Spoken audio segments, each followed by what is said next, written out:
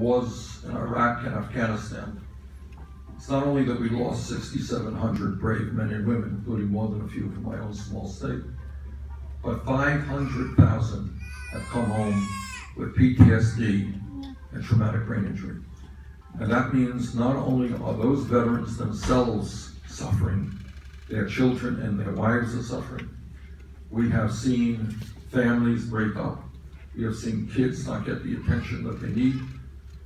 People who used to be able to go out and earn good money doing good jobs can't do them anymore. It may not be a sexy issue today. That's a real issue impacting so many of our families. So we have got to determine what the issues are. And here's another issue that I want to throw out there. Again, you don't see it much in the media, but I want you to think about it.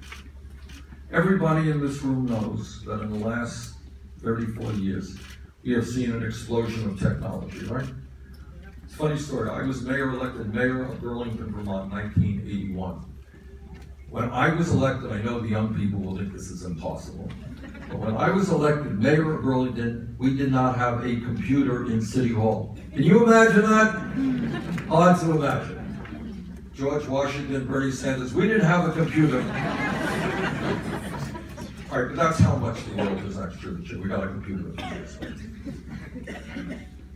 But despite, I want you all to think about this, despite the explosion of technology, despite all of the computers and all of the robotics and all the internets, why is it that the average American worker is working longer hours for low wages? Why is that? If I gave you a tool to make you more productive, don't you think you should be making more money or working fewer hours? And yet, the opposite is true. You're working longer hours for low wages.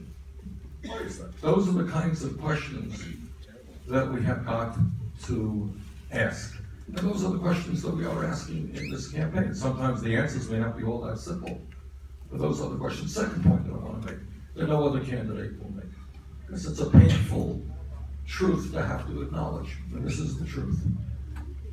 No president, not Bernie Sanders, I'm here obviously to ask for your support, but not Bernie Sanders or anybody else, can address the major crises facing our country alone. Can't do it alone. And you know why I can't do it alone? Because the powers that be, Wall Street, corporate America, the corporate media, large and wealthy campaign donors, have so much influence over the economic and political life of this country. No president, not the best intention, can do it alone. Which is why what our campaign is about is not just electing Bernie Sanders for president, it is creating a political revolution in which millions of people get involved in the political process in a way we have not seen for a very, very long time.